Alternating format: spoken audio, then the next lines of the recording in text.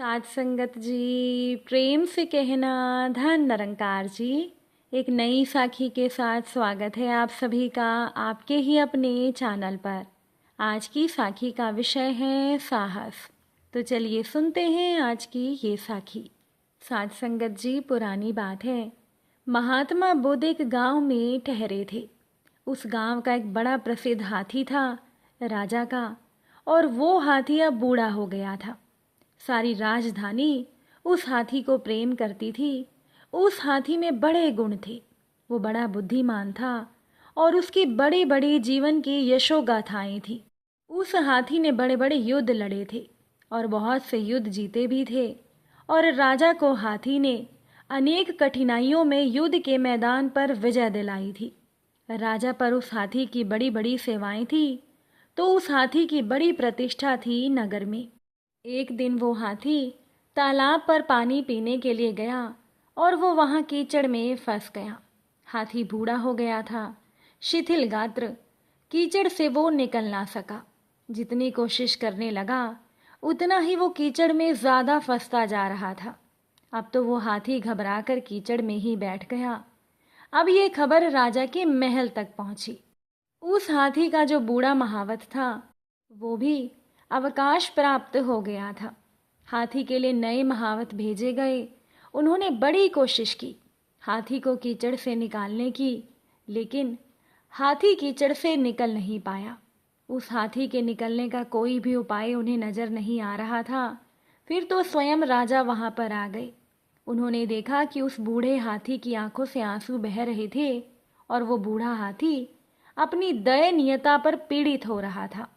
हाथी बड़े बड़े युद्धों में लड़ा था, पहाड़ों से जूझ जाता था, और आज उस हाथी की ये दशा हो गई थी कि वो छोटे से कीचड़ से भी नहीं निकल पा रहा था। उसकी आंखों से लगातार आंसू बह रहे थे। हाथी की इस हालत को देखकर राजा को भी दया आ गई। फिर राजा को याद आई अपने पुराने महावत की। राजा ने कहा कि पुराने महावत को बुलाओ, उसे ढूंढो कि वो कहाँ है। शायद वो कुछ जानता हो, क्योंकि वो महावत इस हाथी के साथ जिंदगी भर रहा है। वो बूढ़ा महावत आया, पूरी राजधानी वहां पर इकट्ठी हो गई। महात्मा बुद्ध के शिष्य भी वहां इकट्ठे हो गए और पास में ही महात्मा बुद्ध ठहरे थे। वो बूढ़ा महावत आया और हंसने लगा। उसने कहा कि ये तुम क्या कर रहे हो, हाथी को मार डालोगे क्या? उस महावत ने कहा कि युद्ध का नगाड़ा बजाओ। उस महावत के कहने पर युद्ध का नगाड़ा बजवाया गया। अब युद्ध के नगाड़े बजने की देर थी कि वो हाथी एक ही छलांग में कीचड़ से बाहर आ गया। उसे एक भी पल की देरी ना लगी। हाथी सूरमा था। जब नगाड़ा बजा तो वो भूल गया कि मैं बूढ़ा हूँ, मैं कमज़ोर हूँ। नगाड़े की आवाज़ से वो फिर से जवान हो गया। साध संगत जी, हम उतने ही जवान होते हैं जितनी हमारी हिम्मत होती है। हम उतने ही युवा होते हैं जितनी हमारी हिम्मत होती है। हिम्मत से ही आदमी बूढ़ा होता है, युवा होता है। उस हाथी के साहस पर चोट लगी और ये तो उसने कभी सहा ही नहीं था। युद्ध के नगाड़े बज जाएं और वो रुका रह जाए। वो मर भी जाता तो शायद कीचड़ से निकल आता। महात्मा बुद्ध के शिष्यों ने आकर महात्मा बुद्ध को कहा कि प्रभु, हमने अभी अभी एक अपूर्व चमत्कार देखा है। महात्मा बुद्ध ने कहा कि इसमें हैरानी की कोई भी बात नहीं है। तुम में भी मेरी पुकार को सुनकर वो ही लोग निकल पाएंगे जो असली सूरमा हैं, और यही तो मैं भी कर रहा हूँ। तुम कीचड़ में फंसे हो और मैं रणभेरी बजा रहा हूँ।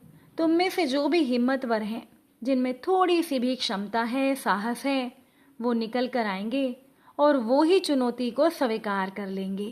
साध संगत जी, हमारे जीवन में भी कई बार ऐसी परिस्थितियाँ आती हैं जहाँ हमें सब धुंधला दिखाई देता है। हर एक रास्ता हमें लगता है कि नाकामयाबी की ओर जाएगा, लेकिन उस समय हमें साहस से काम लेना चाहिए। बहुत समय पहले की बात है, किसी गांव में एक किसान रहता था। उस किसान की एक बहुत ही सुंदर बेटी थी। दुर्भाग्यवश गांव के जमींदार से उस किसान ने बहुत सारा धन उधार लिया हुआ था। जमींदार बूढ़ा और कुरूप था। किसान की सुंदर बेटी को देखकर जमींदार ने सोचा, क्यों ना कर्ज के बदले किसान के सामने उसकी बेटी से विवाह का प्रस्ताव रखा जाए।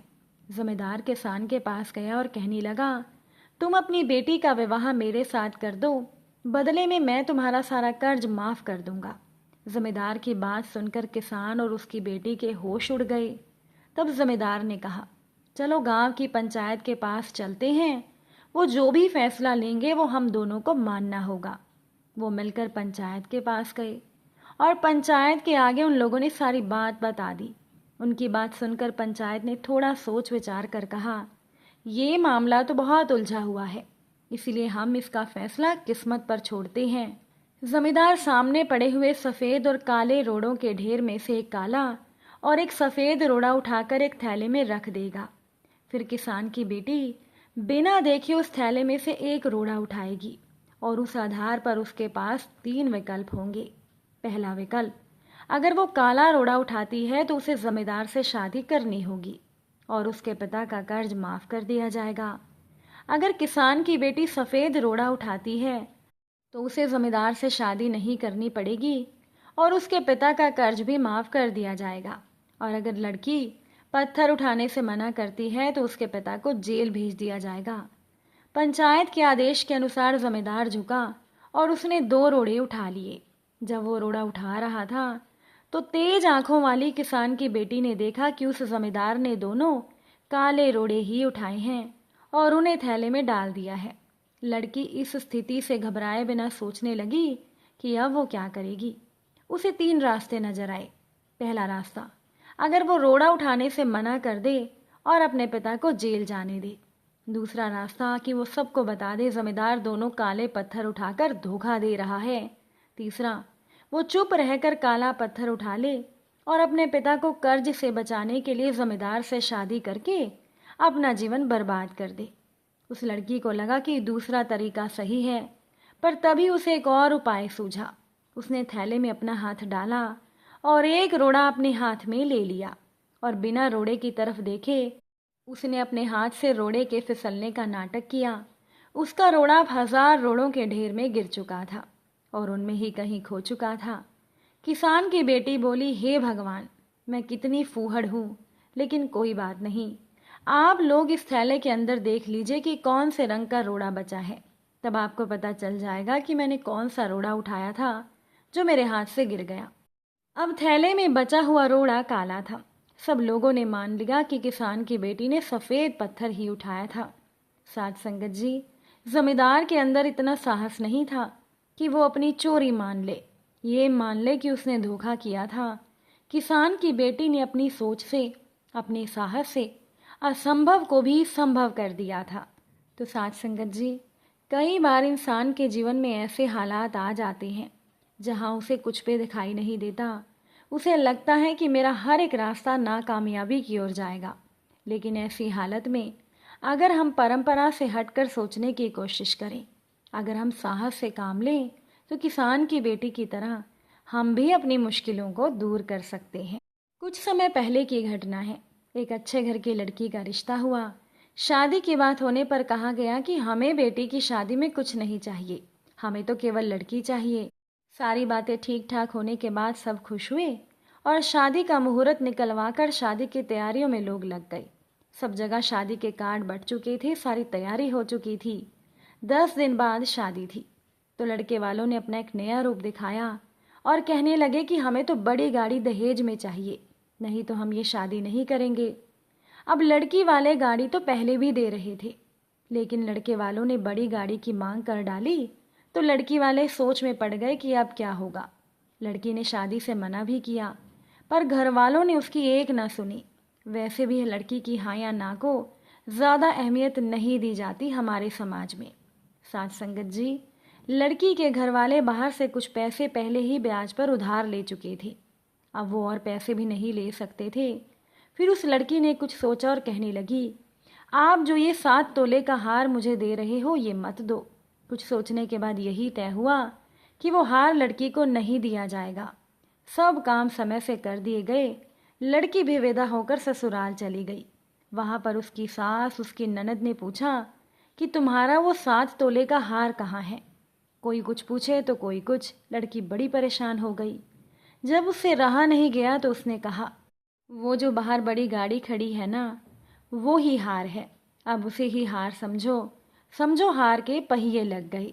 उस लड़की ने इतनी निडरता के साथ ये बोला कि सभी की बोलती बंद हो गई। सभी हैरान हो गए कि नई नवेली दुल्हन में इतना साहस कहाँ से आ गया। साथ संगत जी, जब जिंदगी में हमें कुछ भी नजर ना आए तब हमें सब कुछ भगवान पर छोड़कर दिमाग से काम लेना चाहिए। साहस से काम लें, मुश्किल का हल ज़रूर निकल आएगा। अगर आज की ये साखी आपको अच्छी लगी हो तो वीडियो को लाइक शेयर ज़रूर कीजिएगा। चैनल पर नए हैं तो सब्सक्राइब भी ज़रूर कीजिएगा।